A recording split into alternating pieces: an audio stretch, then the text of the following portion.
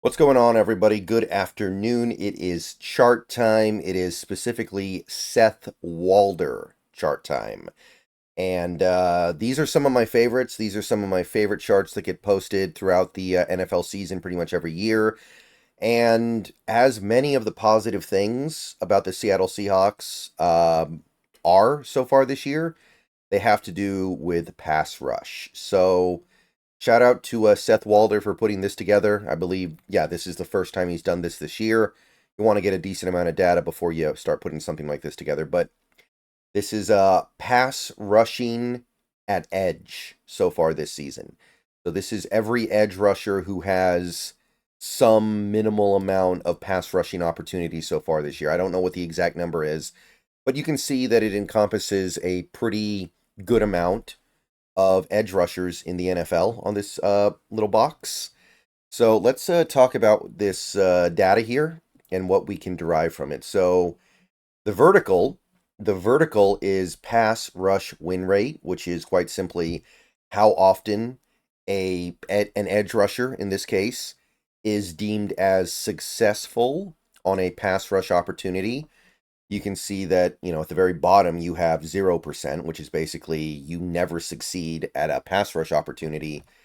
And then the upper bound of this list would be somewhere around 0.34 or 0.33, which equates to about 34%. So basically, if somebody actually achieved a 1 on this chart, it would mean that they get pressure every single time, or they win the rep every single time they pass rush. Obviously, nobody does that, but you can see that the best guys are getting above the 0.3. There are a few guys who are getting above the 0.3, Hutchinson, Garrett, Hendrickson. So that's the vertical. The horizontal is maybe more interesting because I think it's telling us something that you don't get in a lot of other places. Double team rate. This is basically, again, how often is an edge rusher getting double teamed by the opposing offense? So, way over here, you can see that there are some edge rushers who only get double teamed a little less than 10% of the time. There are really actually only two who fall under that constraint, Thibodeau in New York and Michael Dana. And then you go all the way over to the right side, you can see that some of them are getting double teamed a little over 30% of the time. So you can learn a lot from this. It tells you who is winning, and it tells you how high the degree of difficulty is for each player. So basically, you really want to be in the upper right. The upper left and lower right are good too. And the lower left is, we have a little bit of a problem here potentially. So I wanted to find where the Seahawks listed on this chart. And I found this to be fascinating. Dre'Mont Jones is the second most double teamed edge in the league right now, behind only Trey Hendrickson. Now, maybe that's partially because he's played some snaps inside, especially in the most recent game against the Dolphins, because he had to. We had to get snaps somewhere. So I know Dre'Mont played a little bit more on the inside in that game, but it wasn't that much, and that's only one game. So Dre'Mont Jones, he's obviously not been super effective so far this year. I mean, you see his pass rush win rate is below 0.1, so it's like 10%. Not even 10%, I think, if you want to be really, really pedantic about it. But you can see how important this is because they can't double team everybody, right? So Dre'Mont is fulfilling a clear purpose here, and it's been so good because in a minute here, you'll see how big of an effect that has on the other players. You've got Derek Hall here. Derek Hall's basically right in the middle. Yes, technically he's in the lower left, which is where you don't want to be, but he basically has a league average double team rate and a slightly below average pass rush win rate. So he's basically right in the middle of the averages. So as of right now, in this regard, he's doing about an average job pulling double teams and an average job winning his reps. And all of this frees up Boye Mafe to be one of the best pass rushers in the league right now in win rate. He's one of the few guys up around 0.3 or 30%, while almost never getting double teamed. Only a few players are getting double teamed more than Mafe. Because they're double teaming Dre'Mont Jones at a really high rate. They're double teaming Derek Hall at an average rate. And when you start double teaming everybody, you don't have enough players left to go out and catch passes. So I thought it was kind of cool how you could draw a pretty clear line here. You have 3 guys. Each of those 3 are doing have a clear and defined role here. One guy gets the doubles.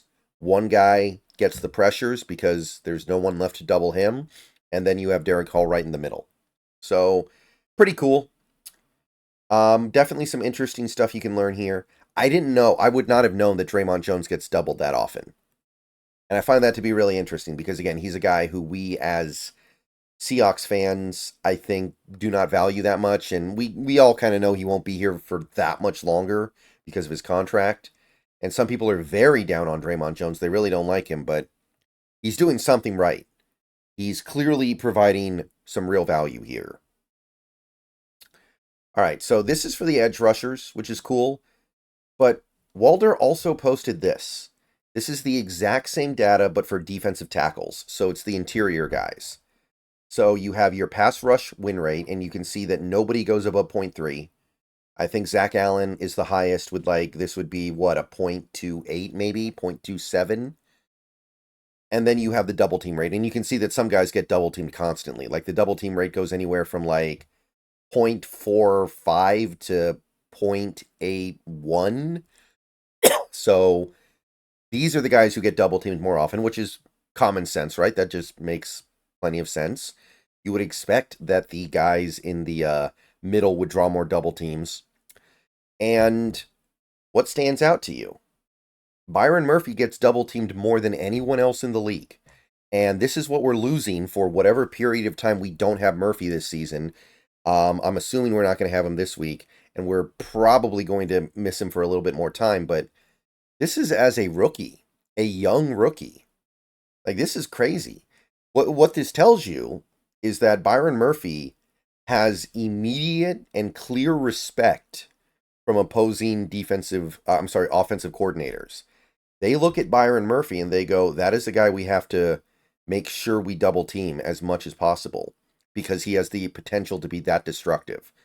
By the way, if you're looking for Big Cat on this list, I'm pretty sure he's not here because he probably fell short of the minimum amount of pass rush opportunities by 1 or 2 because he got hurt against the Dolphins.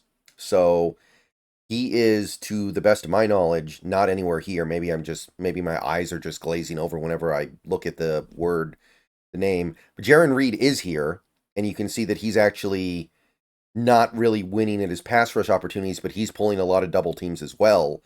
So maybe that's kind of what's going on here. Byron Murphy is pulling so many double teams, and Jarran Reed is pulling a lot of double teams as well, about 69-70%. Byron Murphy up around 78%. And that's combined with Dre'Mont Jones getting doubled so much. That's why Mafe is allowed to run free 90% of the time in pass rush situations. So I'm assuming that Leonard Williams would have a really high pass rush win rate. Maybe he wouldn't have a very high double rate because there are only so many players on the field that can actually block. But hopefully next week or the week after, he can actually be on this list because he'll have enough snaps. I'm guessing that's what the stitch-up is.